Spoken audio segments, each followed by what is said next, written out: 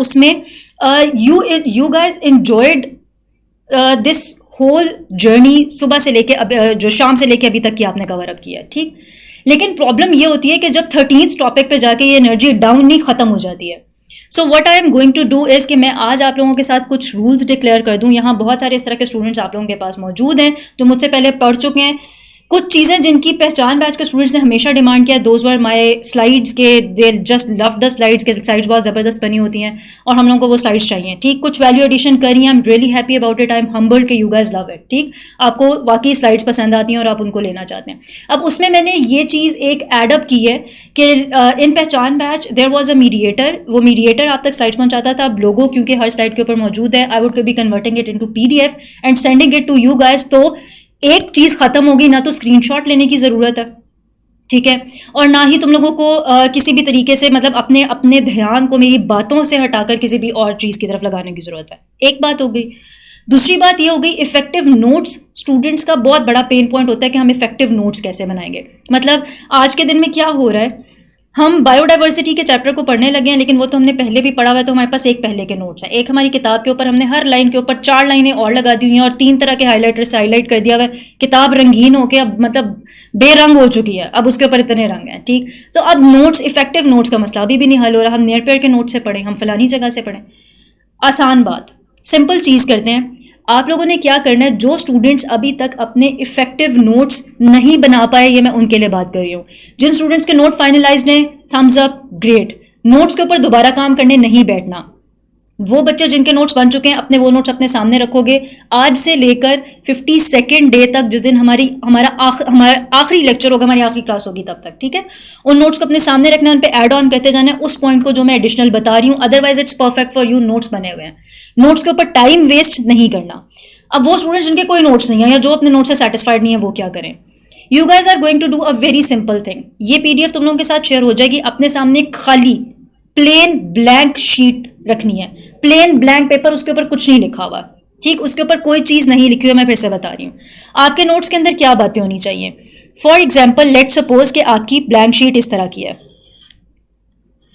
ये वो चीजें हैं जो बायो में मैं बता रही हूँ, लेकिन ये तुम लोग हर सब्जेक्ट के अंदर इंप्लीमेंट कर सकते हो, फॉर 52 डेज कर सकते हो। एक इस तरह की टेक्निक और एक इस तरह का ट्रिक है जो तुम लोगों के ना मतलब MD कैट वाले दिन you would be remembering me in good words, कि किसी ने हमारे नोट्स की तमीज़ हमें सिखा दी थी और किसी ने हमारे नोट्स प्रिपेयर करा दिए थे और ऑर्गेनाइज करा दिए थे। अबव एवरीथिंग एल्स ऑर्गेनाइज करा दिए थे। एक शीट पकड़ ली, इस शीट के ऊपर तुम लोगों ने यहाँ पर लिख लिया कि ये हमारे लेक्चर के नोट्स हैं, क्योंकि बिस्मिल्लाह कहाँ से हो रही है, लेक्चर के नोट्स से हो रही है। अभी तुम लोगों ने लेक्चर सुनना है और उसके नोट्स बनने हैं। लेक्चर के नोट्स का मतलब क्या है, यहां पर तुम लोग करोगे पार्टीशन एक इस तरह की, और इधर जो वो बात है जो स्लाइड के अंदर मैंने नहीं लिखी हुई थी लेकिन बोली है। फिर से सुनो, मैंने स्लाइड में नहीं लिखी हुई लेकिन मैंने बोली है, आप उसको यहां पर इसी तरह बुलेट पॉइंट्स बनाकर अपने लिए लिखते जाओगे, ठीक है। इस तरह से आपने बुलेट पॉइंट्स बनाने हैं और उन बुलेट पॉइंट्स को आपने लिखते जाना है। फॉर एग्जांपल लेट सपोज कि आपको आज के लेक्चर में 10 नए पॉइंट्स मिले हैं या 15 नए पॉइंट्स मिले हैं, आपने वो लिख लिया, ठीक। यहां पर स्टार मार्क करके वो बातें लिखो जो एकदम से आपके जहन के अंदर आती हैं। फॉर एग्जाम्पल ये टॉपिक मुझे नहीं आता, अगर फॉर एग्जाम्पल आज की मैं बात करूं, मैं कोई PTP का स्टूडेंट होती और मैंने बाल्टीमोर क्लासिफिकेशन फर्स्ट टाइम सुनी है, तो मैं यहाँ लिख लेती अपने लिए बाल्टीमोर के, यार ये मैंने ना बाद में डिटेल में पढ़ना है, ये टॉपिक मुझे नहीं आता, ये चीज़ मुझे नहीं आती, मैंने डिटेल में पढ़ना है। लेक्चर नोट्स इसको बोलते हैं। यहाँ आपकी डिफिकल्टीज है, यहाँ आपके वो पॉइंट्स हैं जो आपको लेक्चर में से नए मिल रहे हैं। लेक्चर की स्लाइड्स आपके पास लेक्चर खत्म होने के फौरन बाद पहुंच जाएंगी। इसका मतलब ये हुआ अंदर से कुछ लिखने की जरूरत नहीं है। एक और चीज हो गई, चलो ये पूरे के पूरे लेक्चर के नोट्स एक PDF और एक तुम लोगों का एक शीट या 2 शीट्स जितनी भी बनेंगी वो तुम लोगों की पूरी हो गई, ठीक। अब आगे क्या करना है, इसके बाद तुम लोगों के पास जब तुम लोग खुद पढ़ने के लिए बैठोगे, एक सिंपल काम करोगे। एक कोरे कागज के ऊपर, सादा कागज जो किसी भी क्वालिटी का हो, उसको अभी बाजार से लेने के लिए जाने की जरूरत नहीं है, सामने पड़ा जो कागज दिख रहा है ना, बस उसको पकड़ लो, ठीक है। एक paper, I just need a paper. उसके ऊपर तुम लोगों ने क्या चीज लिखनी है, टर्म्स। टर्म्स क्या हेल्प करेंगी आपको, ये अभी हम थोड़ी देर में देखते हैं। सिमिलरली अनदर पेपर, उसके ऊपर क्या चीज लिखनी है, F&F या फिर फैक्ट्स एंड फिगर्स। इस फैक्ट्स एंड फिगर्स को मैं क्यों लिखवा रही हूं, मैंने टर्म्स क्यों लिखवाए हैं, लेक्चर नोट्स क्या है, इस सारी चीज को अभी मैं थोड़ी देर के अंदर आपको सारा कुछ क्लैरिफाई कर दूंगी, क्लियर कर दूंगी। लेक्चर नोट्स की बात समझ आ गई होगी। टर्म्स के अंदर क्या बात लिखोगे, इस स्पेसिफिक आज के लेक्चर के अंदर वायरियन, प्रायन, बैक्टीरियोफेज, इस तरह की कोई भी टर्म ऐसी आती है, टर्म पहली दफा सुनी है, नहीं पता उसका, रिवाइज करना चाहते हो, भूल जाते हो बार बार, एग्जैक्ट उसके लफ्ज याद रखना चाहते हो, इधर इस तरह से लाइन लगाओगे, यहाँ लिखोगे वो टर्म, फॉर एग्जाम्पल लेट से इट्स वायरियन, यहाँ उसकी छोटी सी एक्सप्लेनेशन, बात खत्म। ये तुम लोगों की टर्म्स रिलेटेड, क्योंकि बायोलॉजी में एक चीज बहुत ज्यादा आती है, वो टर्म्स हैं, टर्मिनोलॉजीज बार बार भूल जाती हैं। फैक्ट्स एंड फिगर्स के क्या करें, हर टॉपिक की फैक्ट्स एंड फिगर्स डिफरेंट बनती जाएंगी, मैं बताती जाऊंगी कि ये फैक्ट्स एंड फिगर्स वाले पेपर पे जाके लिख लेना, ठीक है, या इसको इस तरह लिख लेना। लेक्चर के दौरान आपके पास सिर्फ एक शीट है, एक पर्चा, एक पेपर है, उसके बाद इसको जाके सेग्रीगेट करना चाहते हो सेग्रीगेट कर दो, इसको संभाल के रखना है संभाल के रख लो, इसको डिस्कार्ड करना है डिस्कार्ड कर दो, ये और ये 2 शीट्स तुम लोगों का लेक्चर है, दैट्स इट, बन गए नोट्स। इससे ज्यादा इफेक्टिव नोट्स नहीं बन सकते, ठीक। इफेक्टिव नोट्स का क्वेश्चन अब दोबारा अगर किसी बच्चे ने मुझसे इन 52 डेज में पूछा तो I would be referring to कि पहले 10 मिनट की जाके वीडियो फर्स्ट लेक्चर की सुन लो, इफेक्टिव नोट्स मैंने बता दिए कैसे बनाने हैं। इससे ज़्यादा टाइम वेस्ट नहीं करना नोट्स बनाने के ऊपर, ठीक है। एक सब्जेक्ट नहीं, ये सब सब्जेक्ट्स के ऊपर इम्प्लीमेंट होगा। आप लोग जब क्लास में आओगे उस टाइम से लेकर आप लोग जब क्लास से जाओगे तब तक की my team is going to record you guys कि कौन कौन बच्चे क्लास में मौजूद हैं। पीडीएफ की सहूलत, क्योंकि PDF is something that is loved by the students, और आप लोग एक हैंकी पैंकी अपने आप के साथ ये करते हो, आधा लेक्चर सुनते हो, अगले दिन आके वही क्वेश्चंस करते हो जो पिछले वाले लेक्चर में बताए गए होते हैं। So PDF would be shared exclusively with those students जो क्लास अटेंड कर रहे हैं, बाकी सबके साथ पीडीएफ शेयर नहीं होगी। You have to maintain 100% attendance if you want PDF of my slides. अगर आपको लगता है वर्दी नहीं है तो बस ठीक है, फिर तो कहानी खत्म होगी, फिर बेशक जब मर्जी आओ जाओ, ठीक। आखिरी बात, 3 दिन कम अज कम है एक टॉपिक के लिए, एक्सेप्ट एंजाइम्स। एंजाइम्स का टॉपिक 2 दिन में कवर होगा, दैट मीन्स इट कि एक दिन लेक्चर होगा, एक दिन टेस्ट डिस्कशन हो जाएगी। बाकी आपके हर टॉपिक के लिए कम अज कम 3 दिन और ज़्यादा से ज़्यादा 4 दिन और 5 दिन भी हैं कुछ के लिए, ठीक है। What you guys are going to do is, ये जिसको रद्दी में देने के लिए रखा हुआ है ना, इसको निकाल लो, ठीक। इसको निकाल कर 3 दिन का मतलब ये है तुम लोगों की मर्जी, what ever you guys want, easy medium hard तीनों तरह की ड्रिल मौजूद है कि जिस दिन से जो भी शुरू करना चाहते हो, अब उसमें नहीं पर्चियाँ निकालने निकालने की ज़रूरत है। कोई भी एक टाइप के एमसीक्यूज़ एक दिन, एक टाइप के एमसीक्यूज़ एक दिन, एक टाइप के एमसीक्यूज़ एक दिन, ये ड्रिल भी साथ साथ करनी है, ठीक है। 30 एमसीक्यूज़ एक टॉपिक से रिलेटेड अगर अटेम्प्ट कर लोगे, आज पहले पेज से शुरू करो, 229 पेजेस सिर्फ और सिर्फ बायोलॉजी के हैं, ये कभी अकेले बैठ के ख़त्म नहीं कर पाओगे, मेरे साथ कर लोगे, तुम लोगों के लिए सहूलत ये होगी, I would be able to check के कहाँ गलतियाँ कर रहे हो, ठीक है। मुझसे क्वेश्चंस पूछने होंगे, क्वेश्चंस पूछ सकते हो। आखिरी बात, इसके बाद हम लेक्चर शुरू करने लगे। मुझसे क्वेश्चंस कैसे पूछ सकते हो अगर लेक्चर खत्म हो गया? हम लेक्चर स्ट्रिक्टली 1 घंटे के अंदर खत्म करेंगे। मेरा लेक्चर 8:37 पे शुरू हुआ था, इसलिए 8:37 के ऊपर 9:37 के ऊपर इंशाअल्लाह लेक्चर वाइंड अप हो जाएगा, ठीक है। मुझसे क्वेश्चन इस तरह पूछ सकते हो कि एक चीज़ इस चीज़ को देखना है कि आज जो टॉपिक जो पॉइंटर्स डिस्कस हो रहे हैं, आप उसके आगे पीछे मुझसे मुझसे क्वेश्चंस नहीं पूछोगे। क्यों? टाइम सेव करें, आखिरी दिन तक के लिए क्वेश्चंस होंगे। इम्तहान में जाते हुए भी you would be wishing it के मैं साथ होती और मुझसे जल्दी से क्वेश्चन पूछ लेते हैं, ठीक है। Don't waste your time, time is of essence, ठीक है। मैं आप लोगों के लिए ग्रुप को ओपन कर दूंगी, मेरे ख्याल से यकीन बैच के शायद कोई भी स्टूडेंट अभी उस ग्रुप में नहीं है, सिर्फ पहचान बैच के स्टूडेंट्स हैं। मैं आप लोगों के लिए ग्रुप को ओपन कर दूंगी, लिंक आपके साथ अभी शेयर कर देती हूँ लेक्चर के बाद। आप मेरे साथ व्हाट्सएप के ग्रुप में ऐड हो जाओ, फेसबुक ऑफ कोर्स ओपन ही है। आपको मुझसे कोई एमसीक्यू डिस्कस करना है, आपको मुझसे किसी चीज़ के बारे में कोई बात करनी है, हम एक स्पेसिफिक टाइमिंग के लिए उस ग्रुप को ओपन करेंगे आपके लिए। लेक्चर एंड होने के बाद से ऑलमोस्ट 3 आवर्स तक ग्रुप ओपन रहेगा। You can post in your questions of what ever sort, जो भी आप पूछना चाहते हो आप अपने क्वेश्चंस को पोस्ट कर सकते हो। आप किसी क्वेश्चन स्टूडेंट के क्वेश्चन को आंसर करना चाहते हो, यू कैन डू दैट। और मेरी तरफ से गारंटी इस चीज़ की होगी कि मैं 48 आवर्स के अंदर पूरी कोशिश करूंगी कि आप सबके क्वेश्चंस को आंसर कर दूं, प्रोवाइडेड उन क्वेश्चंस के आंसर को क्या इसको कहते हैं, आप अब बाद में इंप्लीमेंट भी करो और आप उसको समझ भी रहे हो, ठीक है। दैट इज अ मस्ट, मतलब इसकी बहुत ज़्यादा ज़रूरत होगी। अब मुझे ये बताओ कि अभी तक मैंने जो बातें कही हैं उसमें से कोई ऐसी बात है जो तुम लोगों को समझ नहीं आ रही, या अभी तक भी तुम लोगों को नहीं पता चला कि उस बात का क्या है? जल्दी से मुझे बताओ ताकि मैं रिपीट करूँ और हम आगे चलें। परफेक्ट, ठीक है। हुरैर, इनविजिबल, रज़ा, अबू बकर, अहमद, बहुत सारे पुराने बच्चे हैं, बहुत सारे नए बच्चे हैं। Welcome to all of the new students, और जितने भी पुराने स्टूडेंट्स हैं। फर्स्ट पेज वाला हफ्सा सिर्फ एक सिंपल सी बात यह है, उस पर आपके लेक्चर के नोट्स हैं। वंस आप इसको सारी बाकी पेजेस के अंदर कंपाइल अप कर ले तो फिर you can discard that page या keep it whatever you like to do with it. हमने एक सीधी सादी एंड पर क्वेश्चन एंड पर हमने एक सीधी सी चीज़ ये करनी है, मैंने किसी भी बोर्ड को फॉलो नहीं करना, ठीक है। नाउ द थिंग इज कि हम बोर्ड्स वाइज जब डिवीजन करने पे बैठते हैं और जब हम बोर्ड्स वाइज किताबें उठाकर बैठते हैं, हर बोर्ड के अंदर कुछ ना कुछ यूनिक बातें हैं। आपको किस किताब को फॉलो करना है? आपको ना मेरी लिखी किसी किताब को फॉलो करना है, ना किसी भी और की लिखी किसी किताब को फॉलो करना है। आपको करना है अपने बोर्ड को फॉलो। कैसे? स्टार्टिंग फ्रॉम स्पेसिफिक वो टॉपिक्स जो आपके बोर्ड ने आपके सामने लिखे हुए हैं। पीएमडीसी पहला टॉपिक, पहले सब टॉपिक्स, उसके लर्निंग ऑब्जेक्टिव्स क्लियर है।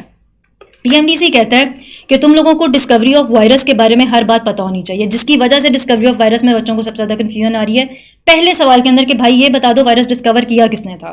ठीक, उसके अंदर ही कन्फ्यूजन आ रही है। जब मैंने फेडरल की किताब उठा के देखी है, सिंध की देखी है, बलूचिस्तान की देखी है, तो बच्चे गलत बात नहीं कह रहे हैं, क्योंकि पंजाब के अंदर तो सिरे से कुछ क्लियर लिखा ही नहीं हुआ, बाकी सारे बोर्ड्स के अंदर भी डिफरेंट बात लिखी होती है। ठीक है, हम क्या करें?